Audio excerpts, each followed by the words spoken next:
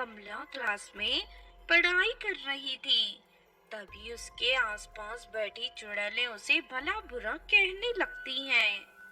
अरे, इस कमला की मनहूस शक्ल देखकर तो मेरा सारा दिन खराब हो जाता है।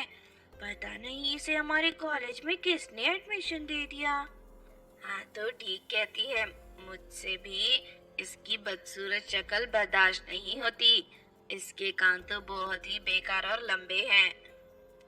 मैं भी इस कमला की शक्ल देखकर तंग आ चुकी हूँ। अपनी टीचर के मुंह से भी इस तरह की बातें सुनकर कमला चुड़ैल को बहुत दुख होता है। मैडम, ये आप कैसी बातें कर रही हो? मुझे आपसे ये उम्मीद बिल्कुल नहीं थी। मैं बिल्कुल ठीक कह रही हूँ। तेरे जैसी अजीब कानों वाली चुड़ैल मुझे बिल्कुल पसंद नहीं है। मैं आज ही प्रिंसिपल से बात करके तुझे कॉलेज से निकलवा देती हूँ। इस तरह कमला के कॉलेज में उसे कोई पसंद नहीं करता था। फिर सभी चुड़ैलों के कहने पर कमला चुड़ैल को कॉलेज से निकाल दिया जाता है। इस बात से कमला चुड़ैल दुखी होकर रोने लगती है। मेरे लंबे कानों की वजह से कोई मुझे पसंद नहीं करता। अब मैं शैतानपुर में नहीं रहूंगी।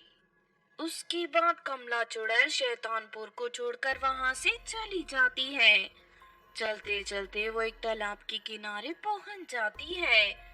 तभी वो देखती है कि एक लड़की तालाब की मछलियां पकड़ने की कोशिश कर रही है, लेकिन उस लड़की के जाल में एक भी मछली नहीं फंसती। ये देख कमला चुड़ैल उस लड़की की मदद करने का फैसला करती है। उसके बाद कमला चुड़ैल तालाब में छलांग लगाकर वहां से ढेर सारी मछलियां पकड़कर उस लड़की को दे देती है। इस बात से वो लड़की बहुत खुश होती है और चुड़ैल का शुक्रिया अदा करने लगती है। अगर तुमने मुझे ये मछलियां पकड़कर नहीं दी होती तो आज मेरा परिवार भूखा रह जाता। मेरी मदद करने के लिए तुम्हारा बहुत बहुत शुक्रिया। मेरा नाम पल्लवी है। तुम्हारा क्या है? मेरा नाम कमला चुड़ैल है। तुम कहाँ रहती हो? आज से पहले तो मैंने तुम्हें यहाँ कभी नहीं देखा। मैं शैतानपुर की चुड़ैल हूँ। मेरे लंबे कानों की वजह से वहाँ मुझे कोई पसंद नहीं करता, इसीलिए मैं शैतानपुर छोड़कर यहाँ आ गई। अच्छा, तो ये बात है। तुम्हें परेशान होने की जरूरत नहीं है। आज से तुम मेरे साथ मेरे घर पर रहोगी। उसके बाद पल्लवी कमला चुड़ैल को लेकर अपने घर चली जाती है।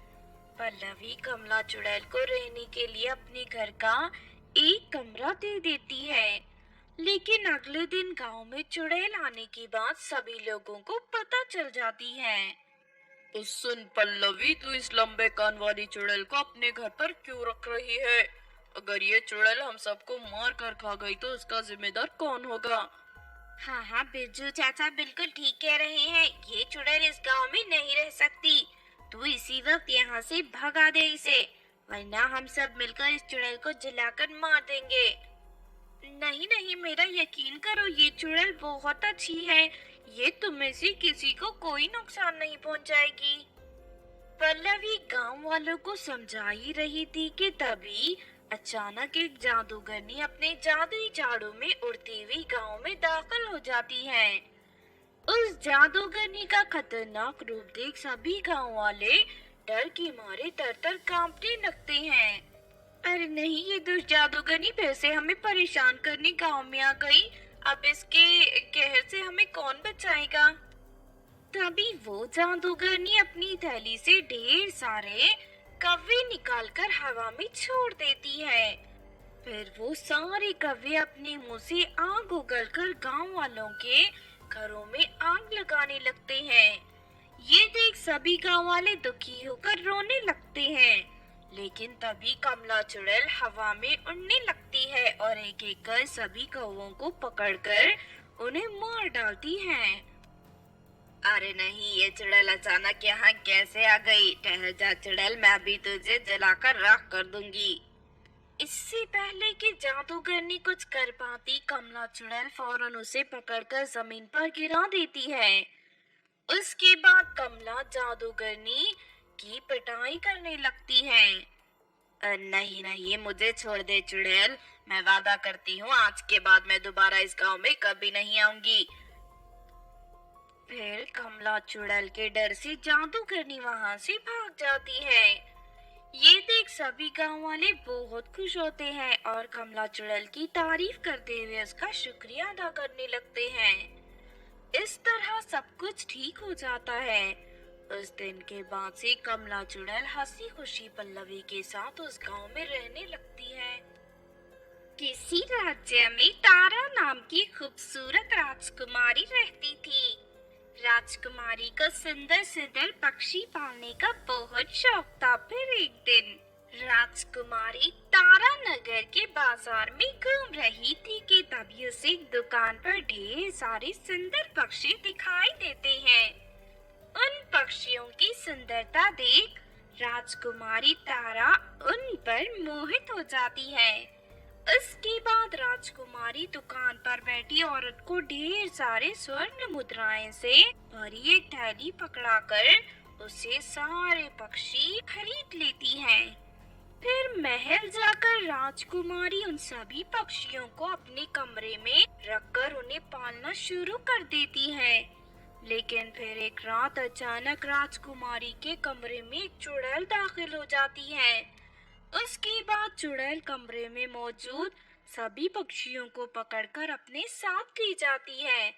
फिर जंगल में पहुंचने के बाद चुड़ैल उन सभी पक्षियों को आग में भूनकर उन्हें खा जाती है। दूसरी तरफ सुबह अपने कमरे से सारे पक्षियों को गायब देख राजकुमारी को बड़ा आश्चर्य होता है। अरे ये क्या, अचानक सारे पक्षी कहाँ चले गए? अपने पक्षी खो जाने से राजकुमारी बहुत दुखी होती है।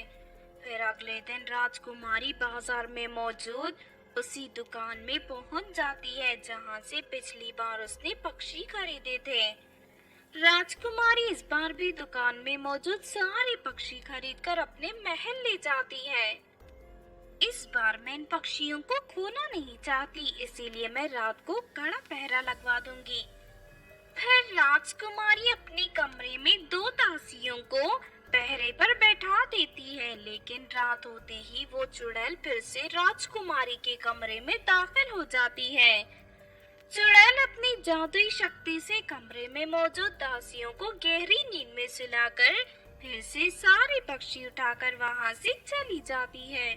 अगले दिन फिर से अपने पक्षियों को गायब देख राजकुमारी तारा गुस्से से आग बबूला हो जाती है और अपनी दोनों दासियों को डांटने लगती है। कल रात मैंने तुम दोनों को यहाँ पहरे पर बिठाया था, फिर तुम दोनों के रहते मेरे पक्षी कहाँ चले गए? हमारा यकीन करिए राजकुमारी जी, हमें कुछ नहीं पता। करीब आधी रात को ऐसा लगा कि हम पर किसी ने कोई जादू कर दिया है और थोड़ी ही देर में हम दोनों गहरी नींद में सो गए।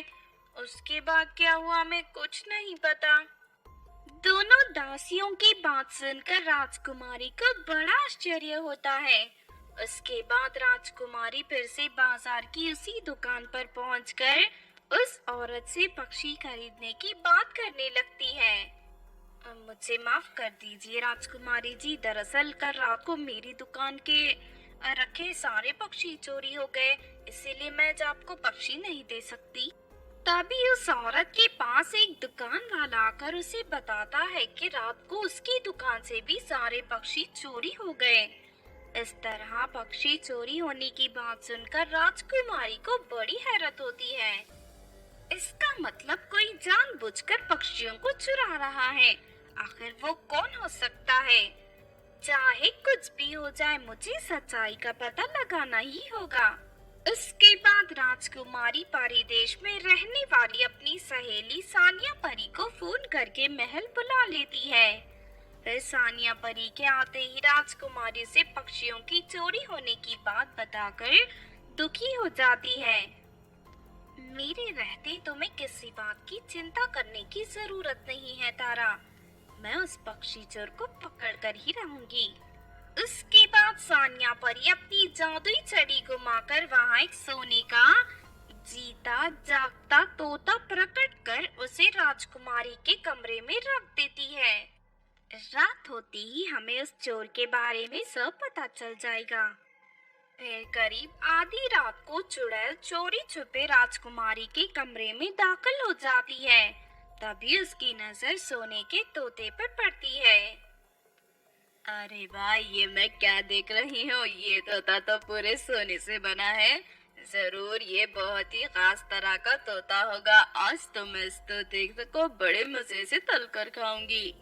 उसके बाद चुड़ैल उस तोते को उठाकर महल से भागने लगती है, लेकिन तभी अचानक उस तोते का शरीर विशाल रूप धारण कर लेता है। उसके बाद तोता चुड़ैल को अपने पंजों के नीचे दबाकर उसे चोंच मारने लगता है। ये सब चुड़ैल बर्दाश्त नहीं कर पाती और दर्द से मारे जोर जोर से चिल्लाने लगती है। हाय, मर गए रे, कोई मुझे बचा, वरना ये तोता मुझे मार डालेगा। अरे कोई मुझे बचा लो। तभी वहाँ सानिया परी और राजकुमारी आ जाते हैं। अच्छा, तो ये चुड़ैल पक्षियों को चुरा